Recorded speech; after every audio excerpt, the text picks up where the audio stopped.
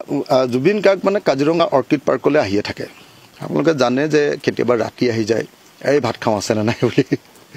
এইফালেদি উজনি অসমলৈ যেতিয়াই যায় যাওঁতেও সোমাই যায়, আৰু গাড়ীয়ে যদি আহে আকৌ যেতিয়া উজনি অসমৰ পৰা ঘূৰি যেতিয়া গুৱাহাটীলৈ যায় সদায় সোমাই যায়। মাজুলীৰ পৰা আহোঁতেও যায়, তিনিচুকীয়াৰ পৰা আহোঁতেও যায়, শিৱসাগৰৰ পৰা ঘূৰি আহোঁতেও সোমাই যায়। মানে কিমানবাৰ আহিছে সেইটো মই ক'ব নোৱাৰিম, কিন্তু জুবিন গাৰ্গে অতি কমেও 10-12 বাৰমান আমাৰ অৰ্কিড পাৰ্কত ভাত খাইছে। আৰু তেওঁ অৰ্কিড পাৰ্কৰ খাদ্যটো তাৰমানে তেওঁ অত্যন্ত প্ৰিয়। আৰু অৰ্কিড পাৰ্কৰ পৰিৱেশটো তেওঁৰ কাৰণে তেওঁ মানে কয় যে মোৰ কল্পনাৰ এটা অনুষ্ঠানৰ নিচিনা হৈছে। সেইকাৰণে কাজিৰঙা অৰ্কিড পাৰ্কে আমি কথা বাৰ্তা চলি আছে। আমাৰ বৰ্ডৰ মিটিং বহিব কাইলৈ পৰহিলৈৰ ভিতৰত, কিন্তু দুটা প্ৰস্তাৱ ইতিমধ্যে আমাৰ সচিবে মোক দিছে।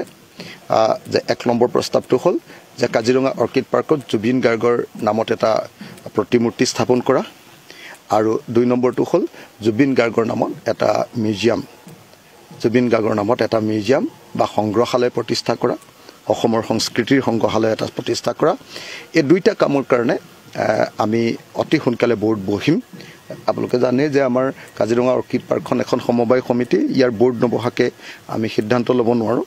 আমি প্ৰেছিডেণ্ট আৰু ছেক্ৰেটাৰী এগ্ৰী কৰি দিছোঁ ইতিমধ্যে যে এটা মিউজিয়াম জুবিন গাৰ্গৰ নামত দিব লাগে, আৰু আমি দ্বিতীয় বস্তুটো ভাবি লৈছোঁ যে জুবিন গাৰ্গৰ নামত এটা প্ৰতিমূৰ্তি স্থাপন কৰিব লাগে। কিন্তু অতি সোনকালে আমাৰ বৰ্ডৰ মিটিং বহিব, বৰ্ড অফ ডাইৰেক্টৰ্ছে বহি লৈ অতি সোনকালে সিদ্ধান্ত গ্ৰহণ কৰিব। শান্তি পাওঁ বুলি কৈছে। আপোনালোকে নিজেও অৰ্কিড উদ্যানলৈ আহিলে আপোনালোক আহেই, প্ৰায়ে 5-6 বাৰমান আপোনালোকেও লগ পাইছে যেন মোৰ অনুমান হয়। তো অৰ্কিড পাৰ্কৰ ভাত খাই তেওঁ সুখী হয়, আৰু সদায় গালি পাৰে, আপুনি ইমান দিয়ে, ইমান বস্তু দিয়ে এনেকৈ কয়, মই ইমান খাব নোৱাৰোঁ এনেকৈ সদায় গালি দিয়ে, সদায় তুমি ইমান বেছিকৈ দিয়া এনেকৈ কয়, তহঁতি হুলস্থুল লগাই দিয়া। আৰু 2 নম্বৰ বস্তুটো কয় যে সদায় যে অৰ্কিড পাৰ্কখনত মানে শান্তিৰ ঠাই, ইয়ালৈ আহিলে মোৰ মানে অন্তৰখন শান্ত হৈ যায় এনেকৈ কয়। সেইকাৰণে শান্তি পাবৰ কাৰণে মই ইয়ালৈ আহোঁ। সেইকাৰণে উজনিলৈ আহিলে আহোঁতেও তেওঁ সোমাই যায়, যাওঁতেও তেওঁ সোমাই যায়।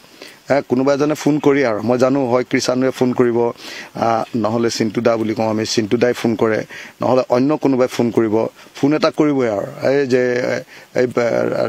হেৰি আমাৰ জুবিন দা গৈ আছে দেই, নহ'লে জুবিন দাই নিজে ফোন কৰিব, অখিল ক'ত আছ এনেকৈ ফোন কৰিব।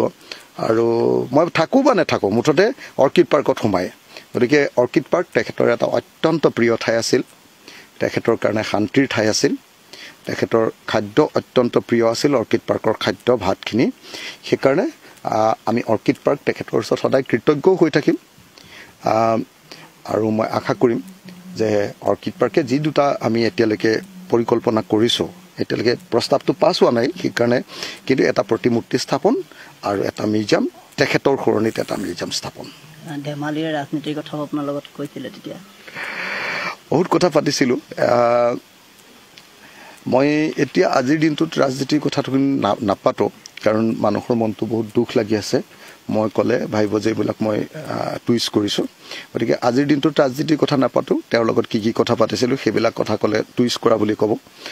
অনেক কথাই পাতিছিলোঁ, সেইবিলাক পিছত কথা পাতিম।